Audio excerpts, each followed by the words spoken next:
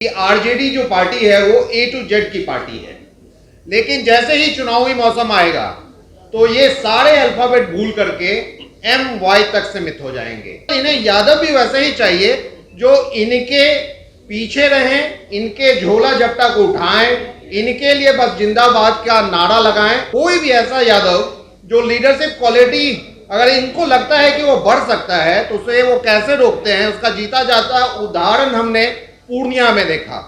हालांकि पूर्णिया में भी पप्पू यादव जी हार रहे थे, लेकिन तेजस्वी यादव जिस प्रकार से एक कोई यादव लीडर ना उभर जाए, वहां जाके यहां तक अपील कर दिया उन्होंने कि एनडीए को वोट कर दो। परिवार से अभी तक 8-8 लोग पार्लियामेंट्री जिंदगी में आ चुके हैं, चाहे वो लालू यादव हो, राबड़ी यादव हो, सुभाष यादव हो, साधु यादव हो, तेजस्वी यादव हो, तेज प्रताप यादव हो, रोहिणी यादव हो, मिशा यादव हो, 8-8 लोग एक ही परिवार के हैं और ये यादवों के मसीहा बने हुए हैं। जब जब यादव को आगे करने की बात आएगी तो आपने हाल फिलहाल में ही देखा किस तरह से केडी यादव जैसे एक कार्यकर्ता को तेज प्रताप जी ने सरेआम मंच से धकेला, पिटाई की। जो बातें रख रहा हूं इसी के तहत बिहार भर में और देश भर में हम अपनी एक बात पूछाना चाहते हैं। और जैसा कि बड़े भाई अजय आलोक जी ने कहा कि बिहार के जो शहजादे हैं, जो राजकुमार हैं, जो ट्विटर बॉय हैं, उनकी अगर बात की जाए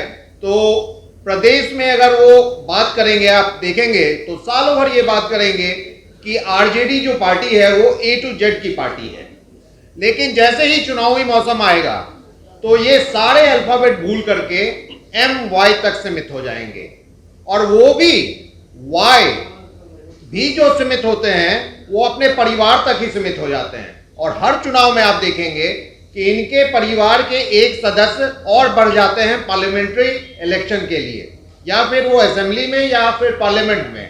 एक ऐसा परिवार जो शायद इस देश के किसी प्रदेश में नहीं मिलेगा, जिस परिवार से अभी तक 8-8 लोग पार्लियामेंट्री जिंदगी में आ चुके हैं, चाहे वो लालू यादव हो, राबड़ी यादव हो, सुभाष यादव हो, साधु यादव हो, तेजस्वी यादव हो, तेज प्रताप यादव हो, रोहिणी यादव हो, मिशा यादव हो, 8-8 लोग एक ही परिवार के हैं और ये यादवों के मसीहा बने हुए हैं।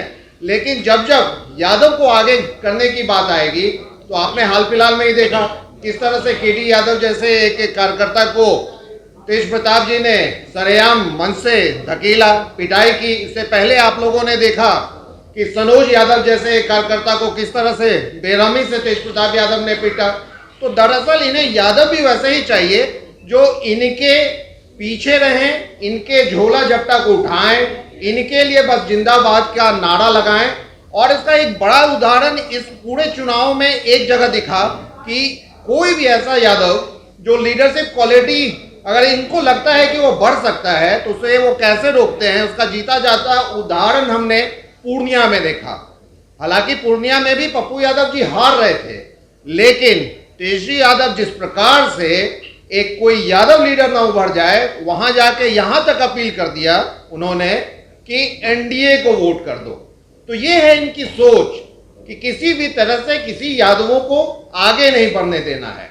और साल भर ए टू जेड और चुनाव के मौसम में एम वाई, ये फर्जी समाजवाद इसी को कहते हैं। ये लोग कहते हैं कि हम समाजवादी हैं। समाजवाद में कहीं भी जाति धर्म का कोई जगह नहीं होता है, लेकिन लालू परिवार की अपनी कथनी है, कहते कुछ हैं, करते कुछ हैं। नौकरी की बात करते हैं, बड़े बड़े रोजगार की बात करते हैं, और जब मौका मिला तो हम सब ने देखा क्या किया इन लोगों ने। आखिर घोटाले के जनक किसे कहा जाता है? तो बस और बस लालू परिवार को। नौकरी की बात करते हैं, ये नए शहजादे जो हैं बिहार के, वो हर जगह जाके नौकरी की बात करते हैं। इनका रोल ऑफ मॉडल क्या है नौकरी का? नौकरी के बदले जमीन लेना, नौकरी के बदले मॉल लेना, नौकरी के बदले फ्लैट लेना। तो दरअसल में ये कमाई का अड्डा बनाए हुए हैं राजनीति को। और जो सच्चाई है कि बिहार की जनता हो या देश की जनता हो, सबने देखा है इन लोग को, परखा है इन लोग को, और सबने माना है कि कोई एक विकल्प है तो वो एनडीए है। और एनडीए के एक चेहरा जो इस देश को बदल रहे हैं, विकास के पटरी पे ला रहे हैं, विश्व में अपना स्थान बना रहे हैं भारत का, तो वो एक शख्सियत है, वो है आदरणीय प्रधानमंत्री श्री नरेंद्र मोदी जी।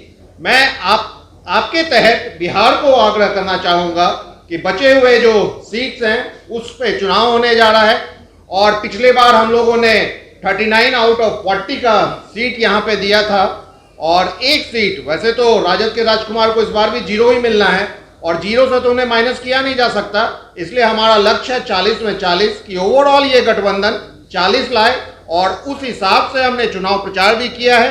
चाहे वो प्रधानमंत्री जी हो या मुख्यमंत्री जी हो, सबने अपनी बात कही है, विकास में बात कही है और जैसे अजय आलोक जी ने कहा है कि समाज के हर एक व्यक्ति के लिए कोई कार्य होता है, कोई भी योजना बनता है तो वो सभी के लिए बनता है, किसी धर्म को छोड़ के नहीं बनता, किसी जाति को छोड़ के नहीं बनता और ऐसे में सभी को लेकर चलने वाली अगर पार्टी है तो वो एनडीए से जुड़ी हुई पार्टी है।